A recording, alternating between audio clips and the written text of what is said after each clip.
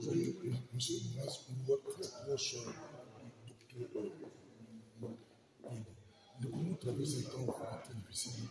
Pourquoi la Belgique traîne pas? Je ne crois pas que la Belgique traîne les pieds, mais la Belgique a un rapport qui est un rapport compliqué, il faut bien le reconnaître, avec le Congo, parce que d'un côté, nous sommes certainement le pays qui connaît le mieux, le pays européen qui connaît le mieux le Congo en raison de notre histoire commune. C'est la raison pour laquelle très souvent c'est à travers la Belgique que la voix du Congo a pu être appuyée dans des organisations internationales.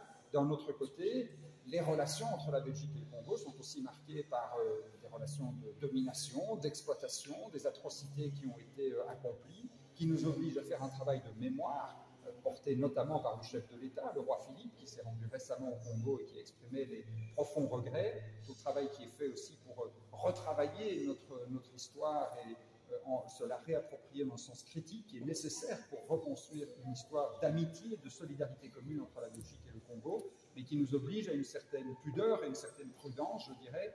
Il ne faudrait pas que tout d'un coup on redevienne un pays qui décide du sort des Congolais à la place des Congolais. Je crois qu'il est temps de réaffirmer que le Congo peut, après plus de 60 ans d'indépendance, doit évidemment prendre son sort en main. Et si la Belgique doit être amie de toutes celles et tous ceux qui luttent pour la paix et la démocratie au Congo, ce n'est pas à la Belgique d'interférer dans la vie des Congolais.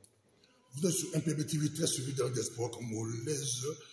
Nous sommes avec vous, Paul Manette, bourgmestre de la ville de Charleroi. Monsieur le bourgmestre, le roi Philippe arrive au Congo, et le roi ne prend Bounanga. Ça veut dire quoi politique? Pendant que le roi des Belges est au Congo, le Rwanda prend Bounanga, agresse le Congo. Pendant les séjours du roi.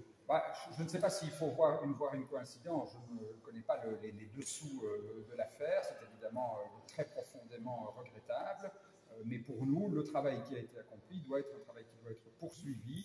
La Belgique doit continuer à faire ce travail de réflexion critique sur la colonisation, de reconnaître les crimes qui ont été commis, comme l'a fait dans un discours qui était très fort aussi, le roi Philippe, lorsqu'il était présent dans cette mission d'État au Congo. C'est à partir de là qu'on doit reconstruire des relations fortes. Docteur Moukouri, votre ami, a un discours très clair par rapport au Kivu, par rapport à la guerre du Congo.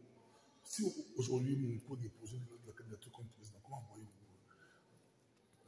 Est-ce que Moukouri peut être un bon président? Alors, les élections n'ont pas encore lieu maintenant. Moi, je n'ai pas l'habitude de spéculer sur les candidatures des uns et des autres. Il faut lui poser la question à lui. Je dis simplement, nous avons des relations fortes avec des formations politiques au Congo qui partagent nos valeurs.